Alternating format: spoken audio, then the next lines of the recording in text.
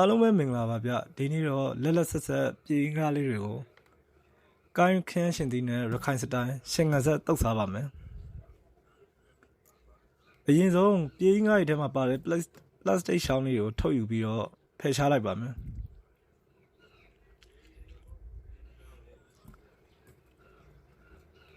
ကဲ plastic ရှောင်းလေးလည်းဖယ်ရှားပြီးသွားပြီဆိုရင်တော့အမဲထုတ်လေးတွေလည်းဖယ်ရှားပေးပါမယ်ဗျသူ့မှာအမဲထုတ်လေးတွေကမဖယ်လို့ရှိရင်ရှက်တဲ့အခါအိုတိုလုံးမဲစီပါတယ်အဲကြောင့်ဖယ်ရှားပေးလိုက်ပါမယ်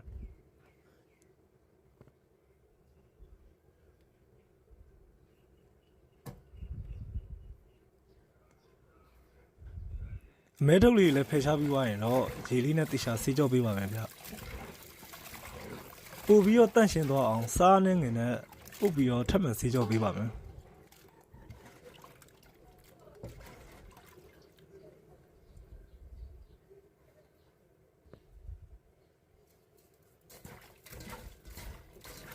ရှာလကားရှိရှာလကားနဲ့လည်းဆေးလို့ရပါတယ်ဗျ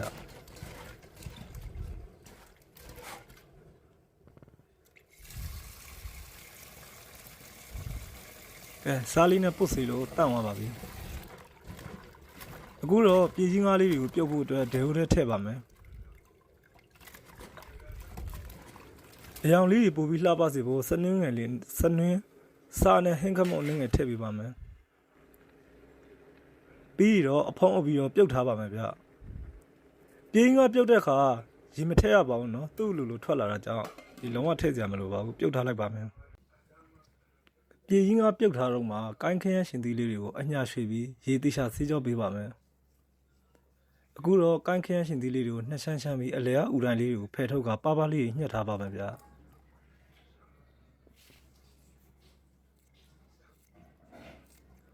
ပြီးတော့အတုပ်ထဲထည့်ဖို့အတွက်ကြက်သွန်နီလေးကိုခွန်ခွာပြီးပါးပါးလေးလှီးထားပါမယ်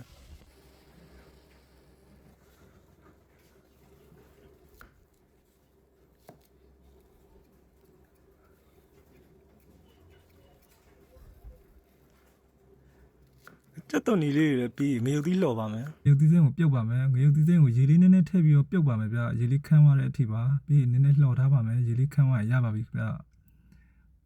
ငပိကိုပါကျွန်တော်တို့မိခင်ပါမယ်ငပိကိုကျွန်တော်ဒေဟိုထဲမှာထည့်ပြီးတော့မိခင်လိုက်ပါမယ်ကဲငပိလည်းရပြီဆိုတော့ကျွန်တော်အစင်သစ်ပါကျက်သွန်နီကျက်သွန်ဖြူငရုတ်ကောင်းငပိငရုတ်သီးစိမ်းအစင်သစ်ပါကျွန်တော်ငရုတ်သီးစထောင်းပါမယ်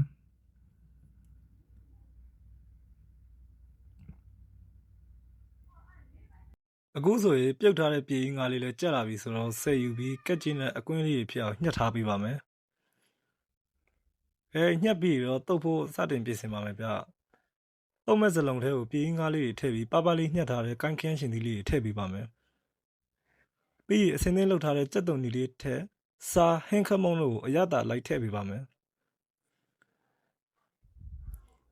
ပြီးတော့တံမြာသီးနှစ်ချမ်းလောက်ညှစ်ထည့်ပြီးအသင့်လှုပ်ထားတဲ့နန်းနံပင်နဲ့ပင်စင်းရက်လေးတွေကိုထည့်ပေးပါမယ်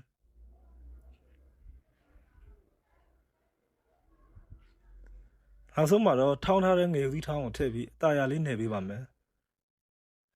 ခိုင်းခင်းရှင်သီးလေးတွေကပျော်ကုန်မှာဆိုတာကြောင့်အားနဲ့မနယ်ပဲတတရာလေးနယ်ပေးပါမယ်နေနေနဲ့ငရုတ်ကောင်းကြက်သွန်ဖြူနက်လေးတွေမှုေးလာပြီးစားချင်စရာကောင်းနေပါပြီဗျကဲရခိုင်စတိုင်းကိုင်းခင်းရှင်သီးနဲ့ပြည်ငါရှင်ငံဆက်တုတ်လေးအစင်းသင်းဖြစ်သွားပါပြီဗျတရက်ဘာချက်လို့ရှာမှမသိတဲ့သူတွေအတွက်ကျွန်တော်ဒီနေ့ခင်းသီးကိုအလုံးလိုက်နှက်ပြသွားမှာဖြစ်ပါတယ်ခင်းသီးအလုံးလိုက်နှက်ဖို့အတွက်ခင်းသီးကိုကျွန်တော်တို့လေးရှမ်းရှမ်းပါမယ်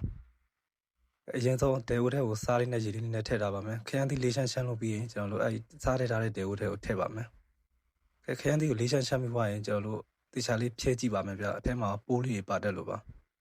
အထဲမှာပိုးပေါမပါရင်ကျွန်တော်တို့စားနဲ့ရေစိမ်ထားပါမယ်ခရမ်းသီးထဲမှာထည့်ဖို့အတွက်ကြက်သွန်နီနှလုံးထည့်ပါမယ်ကျွန်တော်တို့ကြက်သွန်နီကိုလည်းလေးရှမ်းရှမ်းပြီးထည့်ပါမယ်အခုတော့ကြက်သွန်နီလည်းလေးရှမ်းရှမ်းပြီးသွားရင်တော့ကျွန်တော်တို့ခင်းသီးကိုရေတခြားစီးပြီးတော့ရှက်မှတ်တဲ့ဦးတဲ့ကိုထည့်လိုက်ပါမယ်ရေကိုတော့ကျွန်တော်တို့ရေနည်းကိုသုံးထားပါတယ်ရေကိုခင်းသီးပြောင်းအောင်ထည့်ပါမယ်ကြက်သွန်နီထည့်ပါမယ်အယောင်လှအောင်စနွမ်းမုံလေးနဲ့ထည့်လိုက်ပါမယ်ပြီးတော့စားရုံမှုထည့်ပြီးတော့အယောင်တင်မုံသုံးပါမယ်နောက်ဆုံးတော့ငပိလေးထည့်ပြီးတော့အဖုံးအုပ်ပြီးရှက်ထားပါခင်းသီးရှက်ထားတဲ့အတွက်ခင်းသီးကြက်ခါနီထည့်ဖို့အတွက်မကြီးသီးတတောက်ကိုအခွန်ချက်ထားပါမယ်ခင်းသီးလက်ဆူနေပြီဆိုတော့ကျွန်တော်တို့ခုနရှက်ထားတဲ့မကြီးသီးကိုထည့်လိုက်ပါမယ်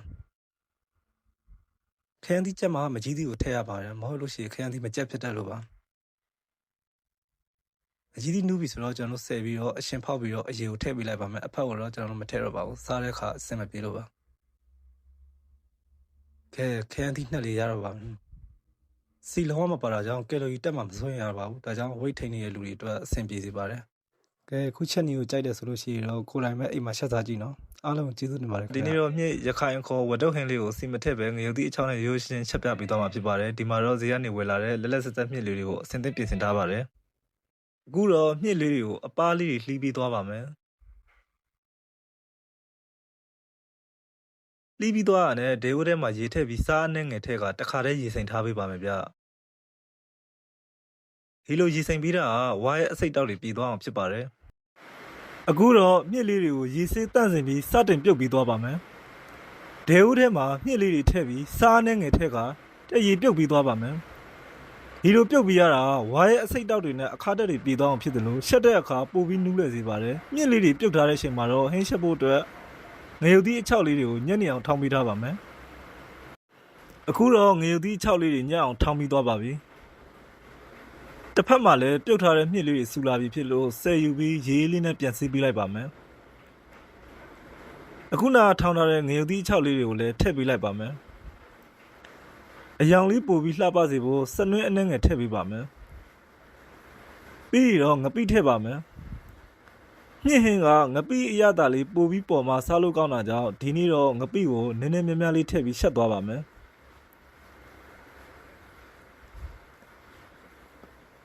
ပြီးရင်စားဟင်းခက်မုံကိုအရသာအနေတော့ဖြစ်အောင်ထည့်ပေးလိုက်ပါမယ်နောက်ဆုံးအနေနဲ့မြင့်လေးတွေမြုပ်သွားအောင်ရင်နွေးထည့်ပြီးအဖောအုပ်ကမီးအေးလေးနဲ့ဖြည်းဖြည်းချင်းတည်ပြီးထားပါမယ်ဒီဟင်းလေးမှာစီလုံးဝမထည့်ထားတာကြောင့်ပေါ့ပေါ့ပါပါနဲ့စားလို့ကောင်းတယ်လို့ဝိတ်ထိန်းနေသူတွေအတွက်လည်းအဆင်ပြေစေပါတယ်ဗျ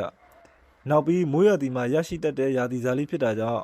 အခုလိုအချိန်မှာရှက်စားရတာအရန်ကိုအရသာရှိပါတယ်ဗျအခုဆိုရင်တည်ထားတဲ့မြင့်လေးဆူလာပြီးဖြစ်ပါတယ်အဖုံးဖွင့်ပြီးအရသာနှံ့သွားအောင်အပေါ်အောက်ညှင်တတမှုပေးလိုက်ပါမယ်ပြီးရင်အပေါ်ငယ်ကိုမြည်ကြည့်ပြီးအရသာအနေတော့ဖြစ်အောင်ပြင်ဆင်ပါမယ်အခုတော့ခဏလောက်ထပ်ပြီးတော့တည်ထားပါအောင်မယ်ဗျမြင့်လေးတွေနူးအောင်ပါကဲမီးအေးလေးနဲ့တည်ထားတဲ့မြင့်ဟင်းလေးလည်းကြက်ပါပြီအစင်သစ်ဖြစ်သွားပါပြီဗျအခုတော့ခွက်တဲ့ကိုခူးထည့်လိုက်ပါမယ်စီမပါပဲရှက်ထားတဲ့မြင့်ဟင်းရှို့ရှို့လေးကတော့အနံ့အရသာနဲ့စားချင်စရာကောင်းနေပါပြီဗျ